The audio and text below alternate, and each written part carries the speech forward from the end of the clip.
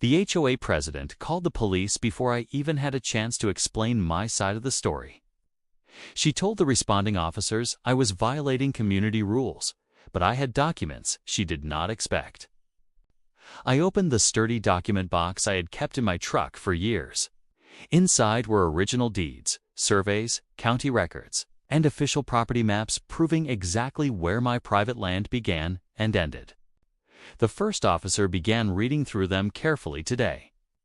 Madeline's confident expression started to disappear quickly as Sergeant Carter studied the first page and then turned directly to the next.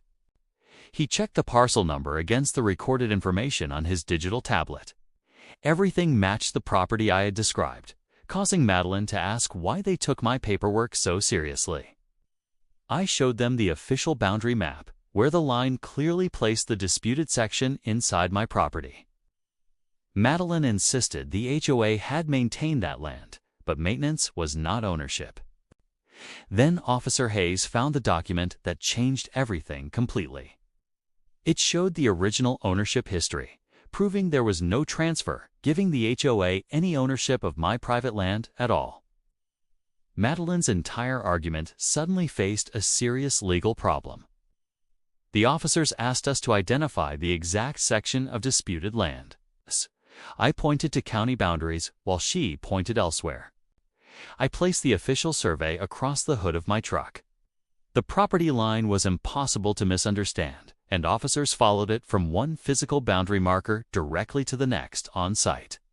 Madeline had been pointing at land that was never hers to control. Sergeant Carter turned toward her and explained that neighborhood. HOA rules could not simply override recorded property deeds or laws.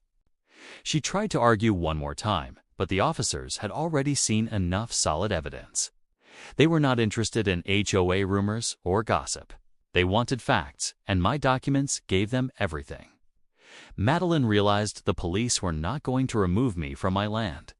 Instead, they questioned her complaint. The complaint meant to intimidate me had exposed the HOA's massive mistake to everyone. Sergeant Carter turned the deed over and carefully checked the final page again. He compared the parcel number with his tablet once more, and Officer Hayes located the exact boundary line on the map. It placed the disputed section clearly inside my property boundaries. Madeline claimed the survey was outdated, but the official county seal on the paper told a completely different, verified story. I pulled out county records backing up the original deed. Years of filings showed the same ownership. The HOA had plenty of rules, but none of those rules legally transferred my land to their control. Madeline insisted the neighborhood always controlled the land, so Sergeant Carter asked for proof. She looked toward her attorney, but for several tense seconds, neither of them had any real answer. The attorney searched through every document he brought, finding bylaws and old maps, but no valid transfer of ownership. The silence spoke louder than any argument they could possibly make today. To eliminate every single doubt, we called for an official property survey. The licensed surveyor arrived with professional equipment and began checking boundaries as the first marker went in. One marker became 3, then 5, and the completed survey line matched my deed almost perfectly. The HOA's claimed boundary was nowhere close to the legal property line confirmed by the surveyor. Madeline finally understood how serious the situation was.